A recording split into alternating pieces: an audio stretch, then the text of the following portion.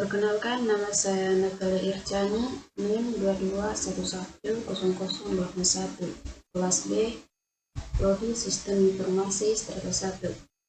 Baik, saya akan menjelaskan tentang materi analisis proses bisnis.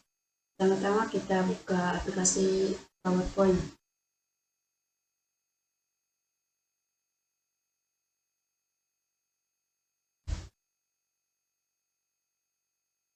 Ya, ini dia. Baik, yang pertama, pertemuan kedua, pengenalan bisnis proses. Definisi bisnis proses. Proses bisnis adalah sebuah rantai aktivitas berulang yang berhubungan secara logis yang menggunakan sumber daya perusahaan untuk mengelola sebuah objek fisik atau mental dengan tujuan untuk mencapai produk atau hasil yang terukur dan telah ditentukan untuk pelanggan internal maupun eksternal. Yang kedua, klasifikasi proses bisnis menurut Top. Proses utama, primary key process. Proses yang dihasilkan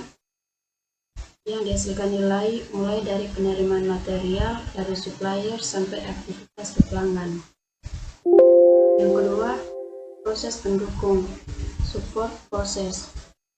Proses yang tidak langsung menghasilkan nilai tetapi diperlukan untuk mendukung proses utama, meliputi aktivitas finansial dan manajemen personal. Proses pengembangan atau development proses untuk meningkatkan kinerja rantai nilai dengan proses utama dan pendukung, misalnya perkembangan produk. Yang ketiga, klasifikasi proses bisnis menurut European Network for Advanced Performance Studies. Yang pertama, proses bisnis. Yang kedua, proses sekunder. Komponen proses bisnis. Pertemuan ketiga. Komponen utama proses bisnis.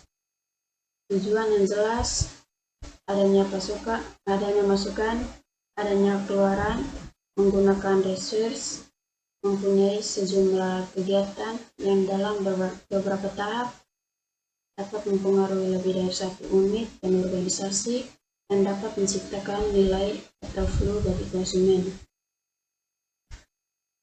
Model peningkatan kinerja Deming. Model Deming memiliki 4 tahapan. Yang pertama action, yang kedua plan, yang ketiga do, yang keempat check. Model peningkatan kinerja Deming. Penjelasan, plan, perencanaan, tahap ini sama dengan implement planning. Yang kedua do, pelaksanaan. Ketiga check, pemeriksaan, tahap ini sama dengan performance evaluation. Yang keempat action atau tindakan.